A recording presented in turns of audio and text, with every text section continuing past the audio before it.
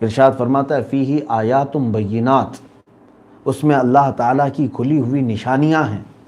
مقام ابراہیم، اس میں مقام ابراہیم ہے، اس کا ذکر ہے کہ ان تمام چیزوں کو اللہ تعالیٰ فرما رہا ہے یہ اللہ کی نشانیاں ہیں۔ ومن دخلہ کان آمینہ، اور جو اس میں داخل ہوا وہ امن پا گیا۔ یہاں پر حیرت کی بات ہے، آج کی سچویشن ایسی ہے کہ لوگ محفوظ اور مامون نہیں سمجھ رہے حرم کو، جس کی وجہ سے لاک ڈاؤن میں پورا بند کر کے رکھا گیا ہے۔ قرآن کیا کہہ رہا ہے؟ جو اس میں داخل ہوا وہ امن پا گیا۔ ومن دخلہ کان آمینہ، حتیٰ کہ بہت سارے معاملات میں ایسا ہے کہ وہاں پر ہتھیار اٹھانا بھی جائز نہیں، وہ تو صرف ایک دن رسول کریم صلی اللہ علیہ وسلم کے لیے حلال ہوا تھا، اسی دن پھر ختم ہو گیا۔ وہاں پر کسی کو ہتھیار اٹھا کر کے آپ قتل نہیں کر سکتے، حتیٰ کہ شکار نہیں کر سکتے حرم پاک میں، کیونکہ وہ بیت اللہ الامین یعنی امن والی جگہ ہے، امن والی جگہ ہے۔ آپ نہیں دیکھتے وہاں پر ایک دوسرے کے ساتھ کوئی بھی دھکی اس طرح سے کرنا، اس کی بھی اجازت نہیں ہے۔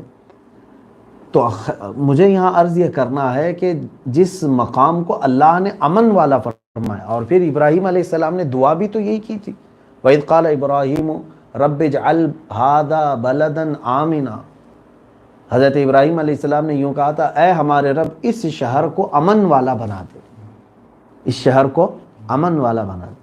تو کیا ابراہیم علیہ السلام کی دعا قبول نہیں ہوئی؟ مکہ امن والا نہیں ہے؟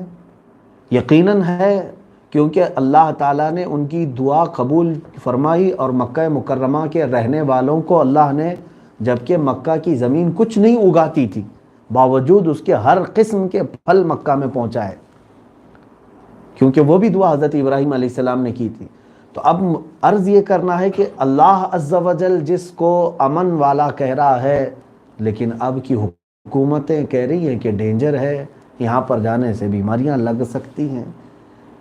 میں اس بات کا میں کنفیوز ہوں کہ اگر وہ اللہ تبارک و تعالیٰ کا بنایا ہوا حرم امن والا ہے، تو پھر دیگر تمام بلاؤں سے اگر وہی جگہ محفوظ نہیں رہی تو ہم کون سی جگہ کا تصور کریں گے؟ عزیزان گرامی وقار، بہرحال ان مسائل پر میں نے اس سے قبل بھی گفتگو کیا ہے۔ آج ضرورت اس بات کی ہے کہ اس بات کا یقین رکھیں کہ اللہ تعالیٰ نے اس کو امن والی جگہ بنایا۔ اب کھلی ہوئی نشانیاں ہیں، خانہ کعبہ نشانی ہے، حجر اسود نشانی ہے، اللہ تعالیٰ کی نشانی ہے، مقام ابراہیم نشانی ہے، لیکن یہ بات سمجھ کر کے چلیں کہ نشانی اسی کو سمجھ میں آتی ہے جو سمجھنا چاہتا ہے۔ عام طور پر ہم یہ سمجھتے ہیں کہ جیسے میں بیان کر رہا ہوں آپ کے سمجھ میں آ گئی، لیکن کوئی چیز کیسے اللہ کی نشانی ہو سکتی ہے، کیسے وہ ہم کو نصیحت کر رہی ہے، کیسے وہ ہم کو بیان کر رہی ہے۔ خانہ کعبہ کے متعلق فرمایا کہ وہ اپنے آس پاس آنے والوں میں ایمان بھرتا ہے، ایمان بھرتا ہے، اور وہاں پر موجود یہ جو مشاعر ہیں، حجر اسود ہے، مقام ابراہیم ہے، مقام ملتزم ہے، صفا مروہ ہے، چاہے زمزم ہے، یہ تمام چیزیں ایسی ہیں کہ ایمان والے کے ایمان میں اضافہ کرتی ہیں، اللہ سے اسے قریب کرتی ہیں۔ کیسے یہ چیزیں کیسے کرتی ہیں؟ کسی کی نصیحت کرتی ہے، یہ تو سمجھ میں آتا ہے۔ اب اس کو ایک مثال سے میں یوں عرض کروں گا، کچھ ایسی چیزیں ہیں جو خاموش نصیحت کرتی ہیں، بولتی نہیں ہیں لیکن اس سے سب سمجھ میں آ جاتا ہے۔ مثال کے طور پر آپ گاڑی چلاتے ہوئے روڈ پر جاتے ہیں، جیسے ہی آپ کسی سگنل کے قریب پہنچے، سگنل اگر ریڈ ہو گیا تو آپ کیا کریں گے؟ گاڑی کو روک لیں گے، اور سگنل اگر گرین ہو گیا تو پھر آپ کیا کریں گے؟ گاڑی کو چلائیں گے۔ کیا وہاں کھڑے ہو کر کسی نے آپ کو کہا کہ رکو؟ کیا کسی پولیس نے کہا آپ چلو؟ کسی نے نہیں کہا، آپ لائٹ دیکھ کر کے سمجھ گئے ریڈ کا مطلب ہے ہمیں سٹاپ کرنا ہے، گرین کا مطلب ہے آگے چلنا ہے۔ تو صرف یہ ہری اور لال لائٹ ہمیں سمجھا رہی ہے کہ کب رکنا ہے اور کب چلنا ہے۔ اسی طرح سے دنیا میں کچھ ایسی چیزیں ہیں جو خاموش نصیحت کرتی ہیں۔ جب یہ سگنل سے آپ اتنا علم حاصل کر سکتے ہیں تو وہ اللہ رب العزت کے مقدس مقامات، حرم کعبہ، وہاں کی موجود ہر چیز ایمان سے بھری ہوئی ہے۔ جو بندہ جانکار ہے وہ خانہ کعبہ کو دیکھتے ہی سمجھ جائے گا کہ اللہ تعالیٰ کا گھر ہے، اور اس کا دل ایمان سے مچل جاتا ہے۔ اور کئی ایسے ہمارے ساتھ بھی واقعات پیش آئے، میں نے دیکھا بھی۔ پہلا ہمارا حج کا موقع تھا، ایک نیو مسلم، نیا مسلمان ہوا تھا، اور اس کے دل میں صرف ایک تڑپ تھی کہ میں خانہ کعبہ کو ایک بار اپنی زندگی میں دیکھ لوں۔ تو لوگوں نے پہلے اس کو کہا تھا کہ تو اپنا نام وغیرہ ساری چیزیں کر لے۔ اس کے سعودی عرب جانے کے بعد بھی اسے کچھ سرٹیفکیٹس لگیں، اس کے بعد پھر اس کو حج کی اجازت ملی۔ میں آپ کو بتاؤں، اتفاق کی بات ہے، جب قافلہ جا رہا تھا تو اسے بھی یہ بتایا گیا تھا کہ خانہ کعبہ پر جب پہلی نظر پڑتی ہے تو جو دعا کرو گے اللہ وہ قبول کرے گا، جو دعا کرو گے اللہ وہ قبول کرے گا۔ تو وہ بندہ ہوتا ہے نا، کسی کو اتنا ایکسائٹمنٹ ہوتا ہے، تجسس ہوتا ہے کہ میں دیکھوں ایک بار وہ خانہ کعبہ۔ تصویروں میں تو بہت دیکھیں، تصویر میں اور حقیقت میں زمین آسمان کا فرق ہوتا ہے۔ حرم کعبہ کے قریب جب احرام پہن کر کے نکلے، آج بھی ہم جب جاتے ہیں تو نئے لوگ جیسے ہی قدم رکھتے ہیں دھاڑے مار کر روتے بھی ہیں، دل باہر آ جاتا ہے خانہ کعبہ کو دیکھ کر کے۔ لیکن اس بندے کے ساتھ ایسا ہوا کہ وہ قافلے میں چلتے چلتے بیچ میں رک جاتا تھا، اور اس کے بعد پھر جب حرم کعبہ کے قریب پہنچا، مسجد حرم میں، اور سب نے کہا کہ یہ دیکھو تمہارے سامنے خانہ کعبہ ہے، اپنا سر اٹھاؤ اور دیکھو، پلک جھپکے بغیر دعائیں کرو۔ ہاتھ پیر اس کے کانپنے لگے، اور اس نے ہاتھ اٹھایا، دعا کچھ کیا نہیں۔ سارے لوگ دوسرے دعاؤں میں مصروف تھے، ہم دوسرے قافلے میں تھے، وہ دوسرے قافلے میں تھے۔ تھوڑی ہی دیر کے بعد اس کے پیروں میں عجیب سی کپکپاہٹ آئی اور وہ وہاں گر گیا، صحن کعبہ میں گر گیا۔ تو گرنے کے بعد اس کو تھوڑی سی چوٹ آئی سر کے پیچھے، اچانک اچھا خاصا ہٹا کھاٹا آدمی تھا، گرا۔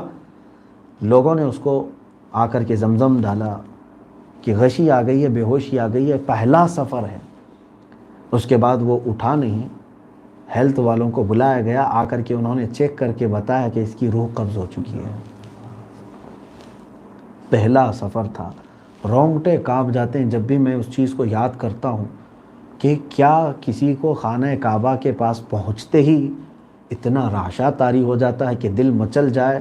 اور رب ذوالجلال کی لوگ جو آس پڑوس میں تھے انہوں نے یہ صرف اتنی بات کہی کہ اس نے دعا میں اتنا کہا، مولا ایک آخری خواہش تھی میری کہ میں تیرا گھر دیکھوں، اب اس کے بعد مجھے زندہ نہ رکھ، اب اور کچھ دیکھنے کی میرے اندر خواہش نہیں رہ گئی ہے۔ تھوڑی دیر کے بعد اس کی روح قبض ہو چکی تھی۔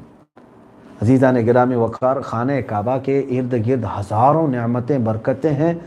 بہرحال جو بندہ وہاں اس طلب سے جائے گا یقیناً وہی چیزیں وہ حاصل کر کے آئے گا، وہی چیزیں وہ حاصل کر کے آئے گا۔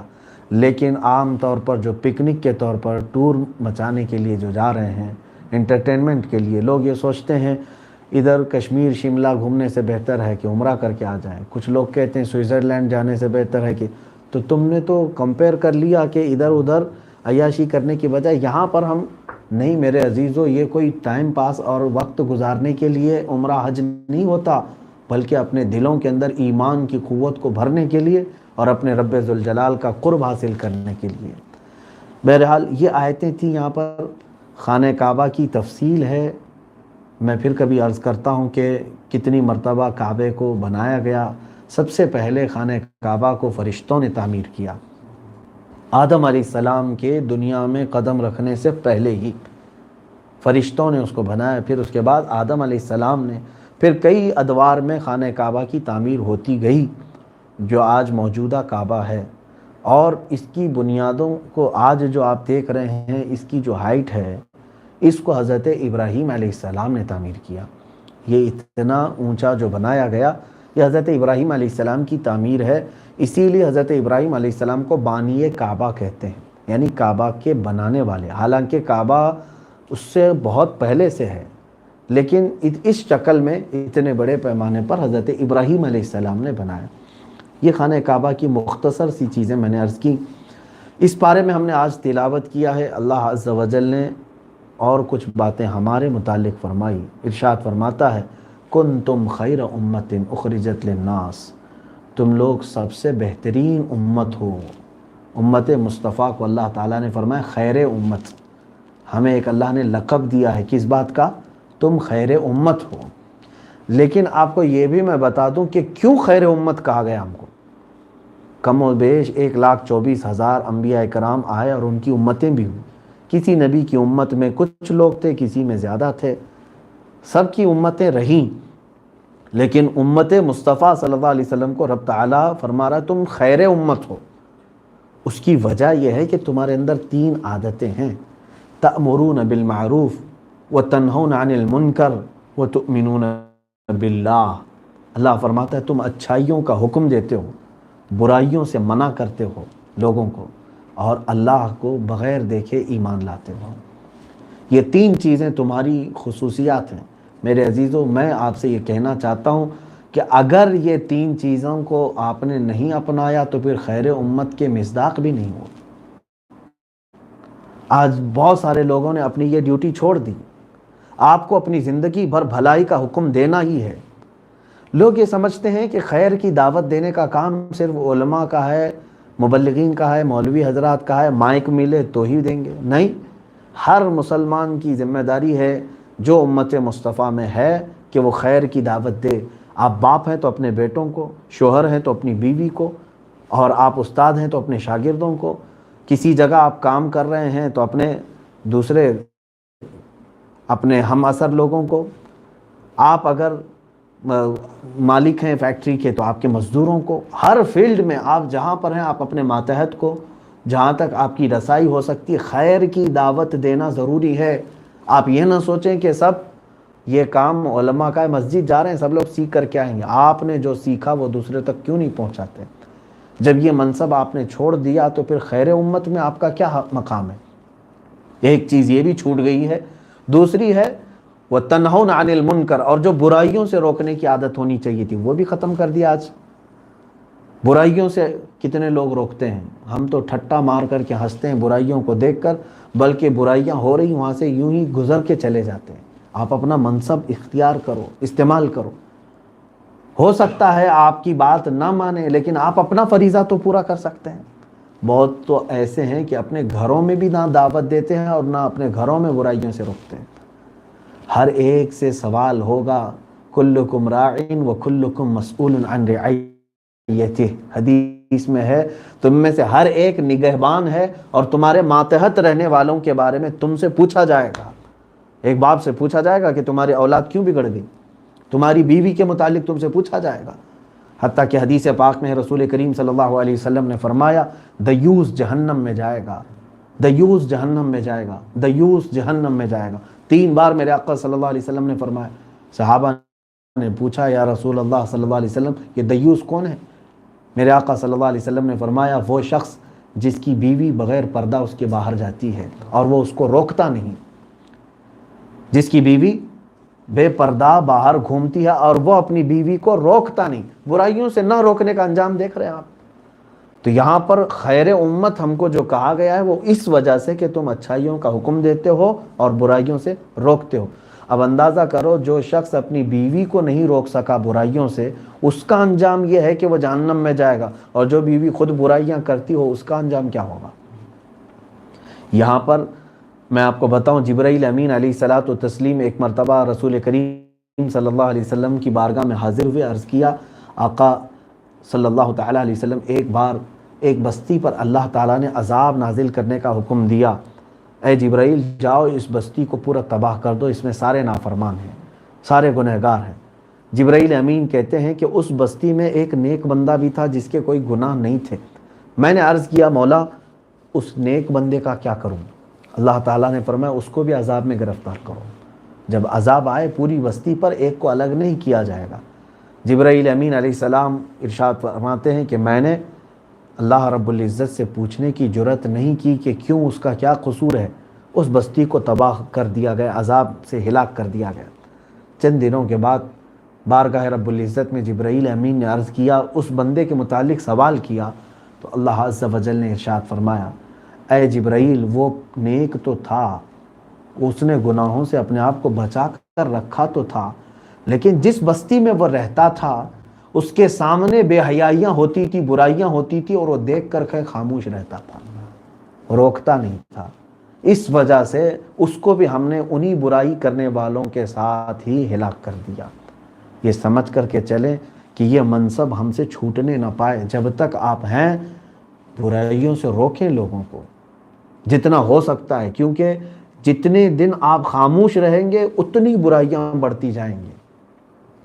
اس کی مثال یوں ہی سمجھ لیں، ایک کھیتی ہے، کھیتی باڑی کرنے والا ایک کسان اچھی طرح سے جانتا ہے جب وہ فصل نکلتی ہے تو ہر 2 دن 3 دن یا 4 دن میں جا کر کے آس پاس کے کچرے وہ نکالتا رہتا ہے، گھاس کو نکالے گا۔ اگر وہ نہ نکالے تو پھر ایک دن ایسا آئے گا کہ اس کی بوئی ہوئی فصل تو نظر ہی نہیں آئے گی، گھاس بڑی ہو جائے گی، گھاس میں وہ اصل فصل دکھے گی نہیں، وہ گم ہو جائے گی۔ کیا ایسا نہیں ہوگا؟ تو ہر کسان آس پاس کی تمام کچرے اور گھاس پھوس کو نکالتا رہتا ہے بار بار۔ یہی سمجھ کر کے چلیں کہ ہمارے معاشرے میں آپ کو برائیوں سے روکنے کا یہ فریضہ ادا کرتے رہنا ہوگا، اور سارے خاموش ہو گئے تو برائیاں یہی گھاس پھوس کی طرح ایسی بڑھ جائیں گی کہ اس میں اچھے کون ہیں سمجھ میں بھی نہیں آئے گا، سارے انہی برائیوں میں ڈوب جائیں گے۔ یہ منصب آج بہت سارے لوگوں نے ترک کیا۔ میں گزارش کروں گا ہر گھر میں آدمی ذمہ دار ہے، وہ خود اپنے گھر کو سنبھالنے کی کوشش کرے، باقی کا کام جو مسجدوں سے یا علماء کے ذریعے سے، تبلیغ کے ذریعے سے جو ہو رہا ہے وہ انشاءاللہ ہوتا رہے گا، لیکن ہر مسلمان کی ایک ذمہ داری یہ بھی ہے۔ اس کے علاوہ اس پارے میں یہ تو خیر امت کے متعلق ہے، اللہ تعالیٰ نے ہمیں کیا فرمایا؟ خیر امت۔ ایک بات یہ بھی میں عرض کرتا چلا جاؤں کہ اپنی ویلیو اگر کسی کو معلوم نہیں ہے تو وہ دنیا کا سب سے بڑا بیوقوف آدمی ہے، جس کو اپنی حیثیت خود ہی نہیں معلوم ہو۔ جس کو اپنی حیثیت نہیں معلوم ہو اس کو کوئی بھی بیوقوف بنائے گا کہ نہیں؟ اسی طرح سے سمجھ کر کے چلے، اللہ عز و جل نے اتنی بڑی تمہیں حیثیت عطا کی، اتنا بڑا مقام، کہ جس امت میں پیدا ہونے کے لیے پچھلے انبیاء دعا کرتے تھے، اے اللہ اس آخری نبی کی امت میں ہمیں بنا، اس امت میں ہم پیدا ہوئے، مجھے بتائیں کیا آپ نے کبھی دعا کیا تھا؟ آپ کو یاد ہے کہ آپ کی روحوں نے دعا کیا تھا، مانگا تھا اللہ سے کہ ہم کو اس میں پیدا کر؟ کسی کو یاد نہیں ہوگا۔ یا اللہ تبارک و تعالیٰ کے فیصلے ہیں، اس نے ہم کو اپنے رسول کی، اپنے حبیب کی امت میں پیدا کیا۔ ایک بڑی اچھی بات مجھے لگی، ایک بزرگ نے فرمایا کہ اے لوگو اس قادر مطلق کو دیکھو تو ذرا صحیح، بغیر تمہارے مانگے اس نے سب سے اچھی امت میں تمہیں پیدا کیا، بغیر مانگے سب سے اچھی امت میں تمہیں پیدا کیا، تو کیا اب اگر مانگ لوگے اس سے تو وہ جنت نہیں دے گا؟ مانگنے پر کیا وہ جنت نہیں عطا کرے گا؟ تو اللہ رب العزت سے یہ آس رکھو کہ مولا ہم تیرے نبی کی امت میں پیدا ہوئے ہیں، یہ تیرا فضل ہے، بس ہمیں اس امت میں ہونے کی قدر کا احساس عطا کر دے، کیا ہمیں اس کی قدر معلوم ہو جائے۔ اللہ کے حبیب صلی اللہ تعالیٰ علیہ وسلم کے متعلق اس میں ایک آیت ایسی بھی آئی ہے جس کو پڑھ کر کے سیدنا صدیق اکبر رضی اللہ تعالیٰ عنہ نے امت کا بیڑا آگے بڑھایا تھا، سنبھالا تھا۔ ہوا یہ کہ میرے عزیزو، ایک بات یاد رکھ کر کے چلیں کہ اسلام یہ جو دین ہے یہ کوئی نیا دین نہیں۔ جس دن سے دنیا آباد ہوئی اسی دن آدم علیہ السلام کے ساتھ ہی اسلام دنیا میں آیا، اور دنیا ختم ہونے تک یہ اسلام رہے گا۔ اس سے آپ سمجھ کر کے چلیں کہ شخصیات اس میں آتی رہیں گی جاتی رہیں گی، لیکن یہ دین ویسے کا ویسا باقی رہے گا، اس کو ختم نہیں کر سکو گے۔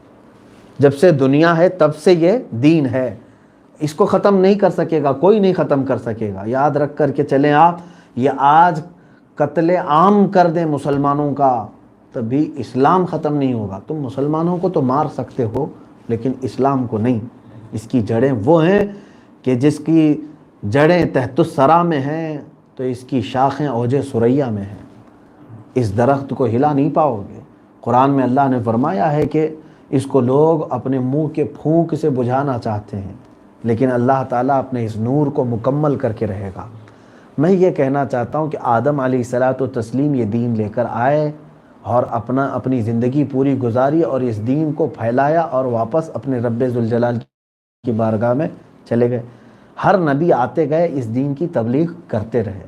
اسی طرح میرے آقا صلی اللہ تعالیٰ علیہ وسلم آخری نبی بن کر کے آئے اور اس دین کو پورا کمپلیٹ کر دیا. کیوں سمجھ لے ایک ایک اینٹ رکھتے آ رہے تھے انبیاء اکرام علیہ السلام، اور میرے آقا صلی اللہ علیہ وسلم نے اس محل کو مکمل کر دیا. اب اس میں کوئی چیز باقی نہیں رہی. لیکن رسول کریم صلی اللہ تعالیٰ علیہ وسلم نے بھی اس دین کو جتنا پہنچانا تھا وہ اپنی زندگی میں پہنچا دیا، اور پھر اپنے رفیق اعلیٰ رب ذوالجلال کی بارگاہ کی طرف چلے گئے. تو کیا اللہ کے حبیب صلی اللہ علیہ وسلم کے چلے جانے سے دین ختم ہو جائے گا یا ختم ہوا؟ ایسا نہیں ہوا. یہی چیز میں آپ کو سمجھانا چاہ رہا ہوں کہ آج میں بیٹھا ہوں آپ کے سامنے کچھ دین کی باتیں کر رہا ہوں، یا کوئی دوسرے بڑے عالم دین ہیں، مفتی اسلام ہیں، فقیہ اسلام ہیں، خطیب اسلام ہیں، یہ ہم سب کی زندگیاں مختصر ہیں. پورا اسلام ہمارے ساتھ نہیں ہے، یعنی کہ ہم ہیں تو اسلام ہے اور ہمارے جانے سے اسلام ختم ہو جائے گا. ہرگز نہیں. اللہ تبارک و تعالیٰ اس دین اسلام کو باقی رکھے گا. ہم ذریعے بنتے رہیں گے، ہم جائیں گے ہماری جگہوں پر کوئی اور آئیں گے، اس دین کا بیڑا اٹھاتے رہیں گے. یہ باتیں میں ایک آیت کے تحت عرض کرنا چاہتا ہوں. ہوا یہ کہ میرے عزیزو، میں محسوس کرتا ہوں کہ میں تو ایک بہت چھوٹا سا آدمی ہوں، کم پڑھا لکھا، اور میرے پاس نہ کوئی اعمال کا ذخیرہ. اس کے باوجود بھی ہم سے محبت کرنے والے بہت ہیں الحمدللہ. لیکن جب ہم کسی جگہ سے جاتے ہیں تو لوگ رونے لگتے ہیں اور ایک دوسرے سے ذکر کرنے لگ جاتے ہیں، اپنی پرانی یادیں بار بار کرتے رہتے ہیں کہ آپ کے ساتھ ہمارے بتائے ہوئے لمحات اچھے تھے، فلاں تھے. میں یہ محسوس کرتا ہوں کہ مجھ جیسے کے ساتھ لوگوں کا اٹیچمنٹ اتنا ہو جاتا ہے کہ ہم اگر ایک جگہ سے دوسری جگہ جائیں تو لوگ غمگین ہو جاتے ہیں. تو پھر جو مصطفیٰ کریم صلی اللہ علیہ وسلم کے ساتھ صحابہ تھے، ان کا اٹیچمنٹ تو اتنا گہرا تھا کہ وہ میرے آقا کے لیے سر کٹاتے ہیں تیرے نام پہ مردان عرب. ان کا حال تو یہ تھا کہ صرف اور صرف نام مصطفیٰ صلی اللہ علیہ وسلم پر اپنا سب کچھ قربان کرتے تھے.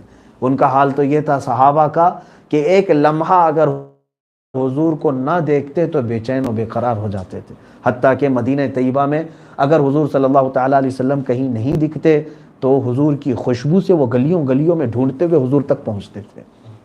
صحابہ کا اٹیچمنٹ وہ بہت گہرا تھا، بہت گہرا تھا. جنہوں نے اپنے والدین قربان کر دیے میرے آقا صلی اللہ علیہ وسلم کے لیے. صحابہ کے حالات زندگی اگر آپ پڑھیں، کٹ گئے تھے، وہ پس گئے تھے. حضرت بلال حبشی رضی اللہ تعالیٰ عنہ کو دیکھیں، حضرت خباب کو دیکھیں، حضرت خبیب کو دیکھیں رضی اللہ تعالیٰ عنہ مجمعین. اتنا ہی نہیں، صدیق اکبر رضی اللہ تعالیٰ عنہ ہوں یا ان کے بعد کے تمام اکابر صحابہ ہوں، انہوں نے کون سی مصیبتیں نہیں اٹھائیں، لیکن صرف اور صرف رسول پاک صلی اللہ علیہ وسلم کے چہرے اقدس کو دیکھتے سارے غم بھول جاتے.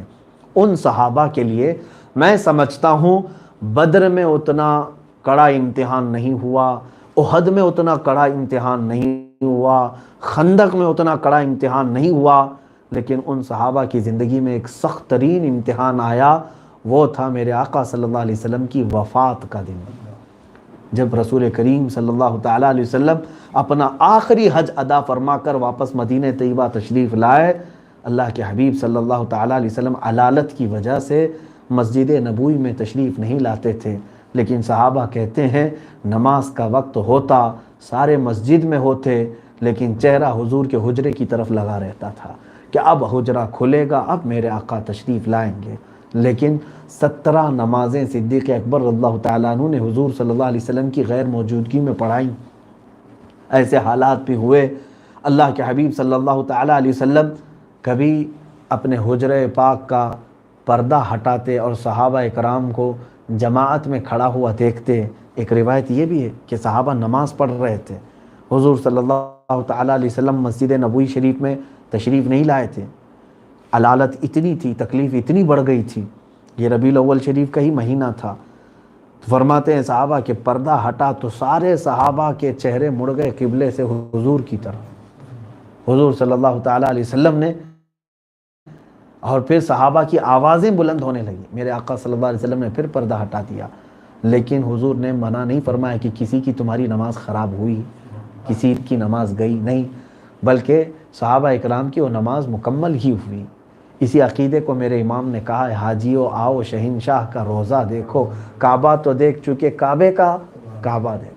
ان کی نماز نہیں گئی کیونکہ وہ کعبے کا بھی کعبہ دیکھ رہے تھے، لیکن غم کا وہ دن آیا، سان ہے ارتحال میرے آقا صلی اللہ تعالیٰ علیہ وسلم کا، کہ یہ آخری دن تھا جب رسول کریم صلی اللہ تعالیٰ علیہ وسلم سیدہ عائشہ صدیقہ رضی اللہ تعالیٰ عنہا کے زانو اقدس پر سر رکھ کر آرام فرما تھے، اور دستک ہوئی دروازے پر ملک الموت اندر آنے کی اجازت لے رہے تھے۔ اللہ کے حبیب صلی اللہ علیہ وسلم نے انہیں اجازت دی اور وہ آئے۔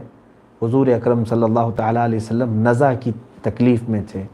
ماں عائشہ صدیقہ فرماتی ہیں اس وقت میرے آقا صلی اللہ تعالیٰ علیہ وسلم مسواک کو پانی میں ڈبوتے اور اپنے منہ میں لیتے تھے اور چہرے پر پانی مارنے کا حکم فرماتے تھے کہ وہ نزع کی شدت کی تکلیف ایسی تھی۔ لیکن میرے عزیزو، اس حالت میں بھی میرے آقا صلی اللہ تعالیٰ علیہ وسلم جو الفاظ اپنی زبان سے ادا کر رہے تھے وہ یہ تھے کہ الصلاۃ الصلاۃ، نماز نماز، اور مل کے یمین، یعنی تمہارے ہاتھوں کے نیچے جو لوگ ہیں ان کا خیال کرو۔ یہ دو جملے حضرت عائشہ صدیقہ فرماتی ہیں۔ پھر ایک روایت یہ بھی ملتی ہے کہ ملک الموت سے میرے آقا صلی اللہ علیہ وسلم نے اس حالت میں یہ پوچھا کہ اے اسرائیل، یہ جو نزع کا درد ہے کیا یہ درد میری امت کو بھی دیا جائے گا؟ انہوں نے کہا ہاں۔ تو میرے آقا صلی اللہ تعالیٰ علیہ وسلم رونے لگ گئے کہ میری امت اس کرب سے بھی گزرے گی۔ اندازہ کرو میرے عزیزو، جو نہ بھولا ہم غریبوں کو رضا، یاد اس کی اپنی عادت کیجیے۔ اس حالت میں کون ہے جو ہمیں یاد کرتا ہے؟ خیر، بات یہاں کو پہنچی کہ اچانک میرے آقا صلی اللہ تعالیٰ علیہ وسلم اپنی آنکھوں کو بند کرتے ہیں اور حضور اکرم صلی اللہ تعالیٰ علیہ وسلم کی روح پاک آپ کے جسم اقدس سے جدا کر کے رب ذوالجلال کی بارگاہ میں ملک الموت لے کر چلے گئے۔ حضرت عائشہ صدیقہ فرماتی ہیں میں نے کبھی کسی کو اپنے سامنے فوت ہوتے نہیں دیکھا تھا، مجھے معلوم نہیں تھا، میں حضور صلی اللہ علیہ وسلم سے باتیں کرتی ہی بیٹھی ہوئی تھی، میں حضور سے باتوں میں مشغول تھی۔ اچانک دروازہ کھلا، صدیق اکبر رضی اللہ تعالیٰ عنہ تشریف لائے۔ پوچھا عائشہ کیا حال ہے؟ کہا میں باتیں کر رہی ہوں۔ حضور سیدنا ابو بکر صدیق رضی اللہ تعالیٰ عنہ نے دیکھا رسول کریم صلی اللہ تعالیٰ علیہ وسلم کو، تو اچانک آپ کی ہچکی بند گئی، آپ کی ہچکیاں آنے لگیں، اور حضور اکرم صلی اللہ علیہ وسلم کی پیشانی اقدس پر آپ نے بوسہ لیا۔ حضرت عائشہ صدیقہ کو کہا ہٹ جاؤ، اس لیے کہ اب ہمارے درمیان میرے آقا نہیں رہے، وہ اپنے رفیق اعلیٰ کے حضور جا چکے ہیں۔ حضرت عائشہ صدیقہ کہتی اس وقت تک مجھے معلوم ہی نہیں تھا کہ اللہ کے حبیب صلی اللہ علیہ وسلم ہم سے رخصت ہو چکے ہیں۔ یہ میرے آقا صلی اللہ علیہ وسلم کا آخری دن، سیدنا ابو بکر صدیق رضی اللہ تعالیٰ عنہ نے رو کر کے ایک جملہ کہا تھا، یا رسول اللہ صلی اللہ علیہ وسلم، اب اللہ تعالیٰ دو موتیں آپ پر جمع نہیں فرمائے گا، ایک موت جو آنی تھی وہ آ گئی، ایک موت جو آنی تھی وہ آ گئی، اور میرے آقا آپ جس مقصد کے لیے دنیا میں آئے تھے آپ نے اس مقصد کا حق ادا کر دیا۔ بلغت الرسالہ وادیت الامانہ ونصحت الامہ، آپ نے اپنی امت کو بھی نصیحت کر دی اور جو میسج لائے تھے وہ بھی پھیلا دیا، اور آپ نے اللہ کی امانت کو پوری طور پر ادا کیا ہے۔ صدیق اکبر رضی اللہ تعالیٰ عنہ باہر جا کر صحابہ کو پہلی خبر سناتے ہیں۔ اب صحابہ کیا وہ متحمل تھے اس بات کو، اتنی بڑی خبر سننے کے لیے؟ ہم اپنے عزیزوں کی موت کو سن کر کے عجیب کیفیت میں آ جاتے ہیں۔ ہم نے محسوس کیا جب ہمارے عزیز کوئی اپنے گھر سے رخصت ہوں تو برداشت کے قابل نہیں ہوتی یہ خبریں، لیکن وہ صحابہ تھے۔ رسول مختار صلی اللہ تعالیٰ علیہ وسلم کی اس بڑی خبر کو سننے کے بعد میں سمجھتا ہوں سب سے بڑی آزمائش تھی صحابہ کی اس دن۔ روایتوں میں موجود ہے کہ مسجد نبوی میں ایسا سناٹا تھا کہ جو جہاں تھے وہیں وہ جامد ساکت ہو گئے، کوئی ہلتے بھی نہیں تھے۔ حضرت عثمان غنی رضی اللہ تعالیٰ عنہ کو لوگ ہلاتے تھے تو وہ ہل نہیں رہے تھے، ایک ہی طرف دیکھتے ہوئے خاموش، جیسے لگتا تھا کہ اچانک دنیا تھم گئی ہے، اچانک ان کی نبض رک گئی ہے، کیونکہ صحابہ کا ہی حال تو تھا کہ حضور صلی اللہ علیہ وسلم کے لیے وہ یہ کہتے تھے جو جان مانگو تو جان دے دیں، جو مال مانگو تو مال دے دیں، مگر یہ ہم سے کبھی نہ ہوگا نبی کا جاہو جلال دے دیں۔ وہ صحابہ نے کبھی کسی سے کمپرومائز نہیں کیا، لیکن وہ رسول پاک صلی اللہ علیہ وسلم جب آج ان سے رخصت ہو رہے تھے، وہ کتنی بڑی خبر تھی۔ اس خبر کے دوران سیدنا عمر فاروق رضی اللہ تعالیٰ عنہ ایسے بےتاب تھے کہ وہ اپنے آپے میں نہ تھے، یہاں تک کہ باہر نکل کر تلوار کھینچ لی اور مدینے والوں کو کہتے تھے خبردار اگر کسی نے کہہ دیا کہ میرے آقا کا انتقال ہوا میں اس کی گردن اڑا دوں گا، کوئی نہ کہے محمد صلی اللہ علیہ وسلم کا انتقال ہو گیا ہے۔ وہ ہمارے درمیان موجود ہیں، کیونکہ وہ ایکسیپٹ نہیں کر پا رہے تھے، اس خبر کو قبول نہیں کر پا رہے تھے۔ ان حالات میں مدینے کی عورتیں اپنے گھروں میں سسکیاں لے کر باہر نکل آئیں۔ رسول کریم صلی اللہ تعالیٰ علیہ وسلم وہ رونق کل جہاں تھے۔ میں محسوس کرتا ہوں ہمارے گھر، ہمارے جب باپ ہوا کرتے تھے، گھر کی ہر چیز چمکیلی نظر آتی تھی، ان کی آوازوں سے ایک دھمک لگتی تھی۔ جب گھروں میں کوئی بڑا ہوتا ہے تو ہر چیز میں برکت محسوس ہوتی ہے اور سب بندھے ہوئے ہوتے ہیں۔ وہ تو رسول کائنات تھے، پوری کائنات کی جان تھے، تو جب وہ رخصت ہو رہے ہوں گے تو مدینے والوں پر کیا حال ہوں گے؟ بچے پوچھتے تھے اپنی ماؤں سے کیا اللہ کے نبی صلی اللہ علیہ وسلم دوبارہ ہم میں کبھی نہیں آئیں گے؟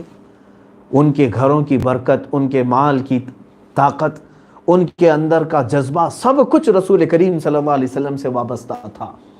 میرے آقا صلی اللہ تعالیٰ علیہ وسلم کی اس خبر کو جلدی وہ لوگوں نے قبول ہی نہیں کیا۔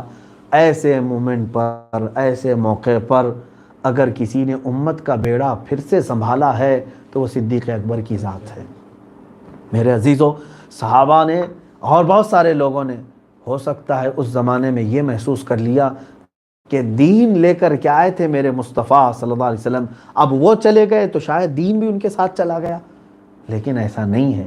حضرت ابوبکر صدیق رضی اللہ تعالیٰ عنہ ممبر پر کھڑے ہوئے اور صحابہ کو جمع کیا مسجد نبوی میں، کہا اے لوگوں، اے رسول پاک صلی اللہ علیہ وسلم کے شہدائیوں، بتاؤ تم میں سے کون کون ہے جو اللہ کی عبادت کرتے تھے؟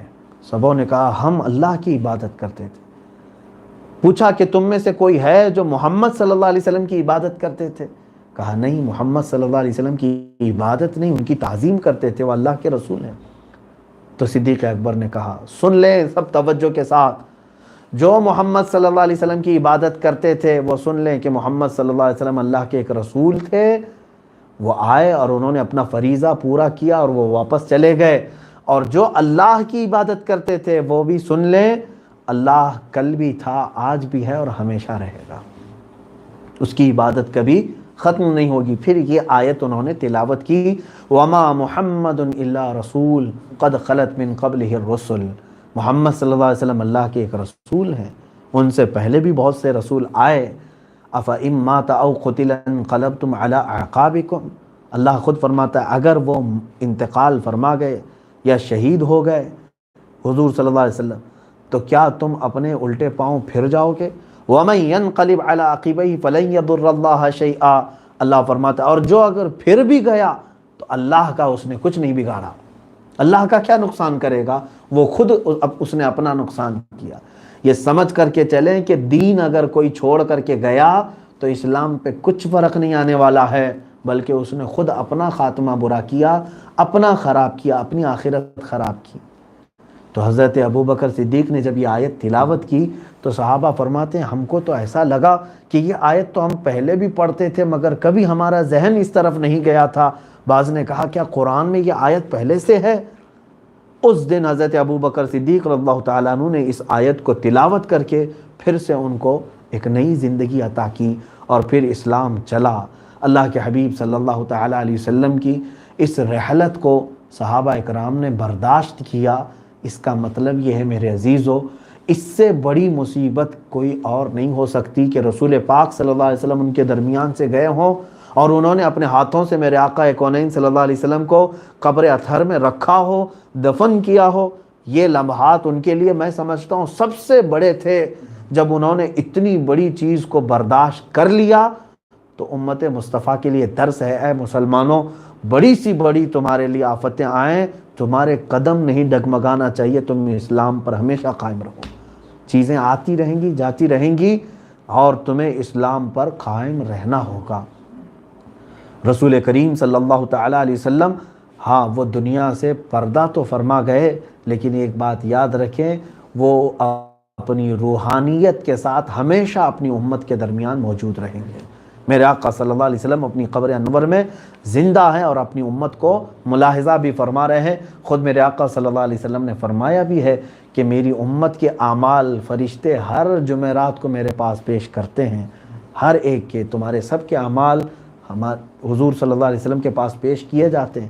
حضور اکرم صلی اللہ علیہ وسلم فرماتے ہیں کہ میں اپنے امتیوں کے اعمال دیکھتا ہوں، اگر اچھے ہوں تو مولا کا شکر بجا لاتا ہوں، اور اگر برے میرے پاس پہنچتے ہیں تو مجھے غم ہوتا ہے، میں استغفار کرتا ہوں۔ اس کا مطلب یہ ہے کہ میرے عزیزو، وہ اپنی روحانیت کے ساتھ آج بھی ہمارے درمیان موجود ہیں، میرے آقا صلی اللہ علیہ وسلم۔ بہرحال یہ رسول کریم صلی اللہ تعالیٰ علیہ وسلم کی وفات طیبہ کے متعلق جو باتیں تھیں وہ میں نے عرض کیا۔ اس کے علاوہ سورہ آل عمران میں بہت ساری باتیں رہ گئی ہیں۔ سورہ نساء جو آج ہم نے شروع کیا ہے، اس کی 2 باتیں عرض کر کے میں اپنی گفتگو کو ختم کرتا ہوں۔ عورتوں کے نام سے پوری سورہ آئی ہے، نساء کہتے ہیں عورتوں کو، عربی میں نساء کہتے ہیں عورتوں کو۔ تو یہ تو بڑی بات ہے کہ عورتوں کے لیے سورہ آ گئے، مردوں کے نام کا کوئی سورہ نہیں ہے، رجال نام کا کوئی سورہ نہیں ہے، عورتوں کے نام سے آیا ہے۔ اس کا مطلب سمجھ کے چلیں کہ یہ بڑی اہمیت والی چیز ہے۔ ہاں، اس کی وجہ یہ بھی ہے کہ یہ صنف نازک بھی ہے، اور اللہ تبارک و تعالیٰ کی مخلوق میں یہ ہمارے لیے ایک بڑی آزمائش بھی ہے۔ دنیا کا سب سے پہلا فتنہ بھی عورت کی وجہ سے ہوا، لیکن ساتھ ہی یہ بھی کہ اگر عورت سنور جائے تو اسی کی گود میں ولی اولیاء کاملین بھی ہیں، اور انبیاء کرام بھی ماں کی گود سے ہی آئے ہیں۔ تو یہاں عورتوں کے نام سے یہ جو سورہ آیا ہے، اس میں شادی کے احکام بیان کیے گئے ہیں، اور عورتوں کے متعلق اور بھی بہت ساری باتیں، اور میراث کے بھی احکام اس سورے میں آئے ہیں۔ میراث کہتے ہیں وراثت کے معاملات، کہ جب کسی کا انتقال ہو جائے تو کس کو کتنا دیا جائے، یہ پورا کا پورا تفصیلی بیان اس میں آیا ہے۔ ایک آیت میں عرض کرتا ہوں، اللہ تبارک و تعالیٰ نے فرمایا کہ اگر تم فقیر ہو تو بھی اللہ تبارک و تعالیٰ نکاح کی برکت سے تمہیں غنی بنا دے گا۔ نکاح کو عیب نہ سمجھیں یا بھاری نہ سمجھیں، بوجھل نہ سمجھیں، بلکہ میں سمجھتا ہوں کہ نکاح یہ سب سے بہترین طریقہ ہے جو رسول کریم صلی اللہ علیہ وسلم نے ہمیں عطا فرمایا، کہ گناہوں سے اپنے آپ کو بچانے کا، اپنے آپ کو محفوظ رکھنے کا۔ میرے آقا صلی اللہ علیہ وسلم نے یہی فرمایا، یا معشر الشباب من استطاع منکم الباء فلیتزوج فإنہ اغض للبصر واحسن للفرج۔ اے نوجوانوں، تم میں سے جس کی طاقت ہے اسے چاہیے کہ وہ نکاح کر لے، اس لیے کہ نکاح تمہاری آنکھوں کی حفاظت کرتا ہے اور تمہارے شرمگاہ کی حفاظت کرتا ہے۔ لیکن لوگ یہ سمجھتے ہیں ابھی سٹینڈ ہونا ہے، ابھی سیٹل ہونا ہے، گھر بنانا ہے، اور بھی بہت کچھ کرنا ہے، اس کے بعد جل کر کے نکاح کرنا ہے۔ تم اگر انہی تمام معاملات میں ہوں گے تو میں سمجھتا ہوں کبھی سیٹل ہونے والا وقت آئے گا ہی نہیں۔ سٹینڈ ہونے کا مطلب کیا ہے؟ کیا لنگڑے ہیں آپ؟ پیروں پہ کھڑے نہیں ہو سکتے؟ سب کچھ ہے۔ میں سمجھتا ہوں کہ حرام چیزوں میں جانے سے بہتر ہے کہ وہ سادگی کے نکاح کو قبول کر لے۔ صحابہ اکرام رضوان اللہ تعالیٰ علیہ مجمعین کے ایسے نکاح کثرت سے میرے آقا صلی اللہ علیہ وسلم نے کیے ہیں، کہ بہت سارے لوازمات نہیں، بہت سارے خواہشات نہیں، بلکہ سادگی میں ان کا نکاح کیا، اور انہی نکاحوں کی برکتوں سے ہم نے دیکھا کہ ان کی نسلوں میں ایک سے ایک بڑے فقیہ اور محدث پیدا ہوئے۔ آج ضرورت اس بات کی ہے، اللہ کے حبیب صلی اللہ تعالیٰ علیہ وسلم کی ایک حدیث کا مفہوم میں یہ بتا دوں کہ تم نکاح کو اتنا آسان کر دو کہ زنا کرنا مشکل ہو جائے۔ لوگ زنا کرنے کو مشکل سمجھیں، لیکن آج الٹ گیا ہے کہ لوگ زنا کو آسان کر چکے ہیں اور نکاح کو بہت مشکل کر چکے ہیں۔ نکاح کے لیے اتنے لوازمات ہیں، آج لوگ یہ سمجھتے ہیں جب تک ہال بک نہیں ہوگا نکاح ہو ہی نہیں سکتا، جب تک اتنا جہیز تیار نہیں ہوگا نکاح ہو ہی نہیں سکتا۔ لوگ یہ سمجھتے ہیں کہ اتنے معاملات اگر نہیں ہوں گے تو نکاح ہوگا ہی نہیں۔ ایسا نہیں ہے میرے عزیزو، یہ سب ہمارے بنائی ہوئی چیزیں ہیں، اس کے بغیر بھی۔ ہاں، میں اس کا منکر نہیں ہوں، آپ حال میں نکاح کریں، آپ لوگوں کو دعوت دیں، کھانا کھلائیں، تمام چیزیں، لیکن یہ فرض اور واجب نہیں کہ اس کے بغیر نکاح نہیں ہو سکتا۔ یہاں ہو یہ رہا ہے کہ جن کے پاس استطاعت ہے وہ اس طرح کے نکاح کر رہے ہیں، اور غریب یہ سوچ کر کے بیٹھے ہیں کہ جب تک میرے پاس بھی اتنا مال نہیں آئے گا میں نکاح نہیں کروں گا۔ ایسا نہیں، جس کی جیسی طاقت و استطاعت ہے وہ اسی انداز سے نکاح کرے۔ کس بات کا عیب ہے اس میں؟ شرم و جھجک کس بات کی ہے؟ اور اللہ تبارک و تعالیٰ نے جب یہ وعدہ فرمایا ہے کہ تم نکاح کرو کہ اللہ تعالیٰ تمہیں نکاح کی برکت سے غنی بنا دے گا، یقیناً وہ اللہ عز و جل غنی ضرور بنائے گا۔ وراثت کے احکام اور حرمت مصاہرت اور حرمت ان عورتوں کے متعلق حکم ہوا کن کن سے نکاح نہیں کر سکتے تم۔ آخری آیت جو آج ہم نے تلاوت کی ہے، اللہ تعالیٰ نے اس میں فرمایا حرمت علیکم امہاتکم و اخواتکم، یہ جو آیت ہے اس میں کہ اللہ نے تمہارے اوپر حرام کر دیا تمہاری ماؤں کو، تمہاری بہنوں کو، تمہاری بیٹیوں کو، تمہاری بھتیجیوں کو، تمہاری بھانجیوں کو، ان سے تمہارا نکاح نہیں ہو سکتا۔ اور پھر اور اس کے علاوہ وہ بچیاں جن کو دودھ پلایا ہے تمہاری عورتوں نے رضائی، اور اس کے علاوہ دودھ شریک بہن، یعنی تم اور کوئی اور لڑکی ہے جس نے ایک ہی عورت کا دودھ پیے ہوں، اگرچہ ایک ماں اور ایک باپ سے نہیں پیدا ہوئے، دودھ شریک بہن، اس سے نکاح تمہارا جائز نہیں۔ اور ایک نکاح میں دو بہنوں کو جمع کرنا یہ بھی حرام۔ بہت ساری یہ تفصیلات ہیں، میں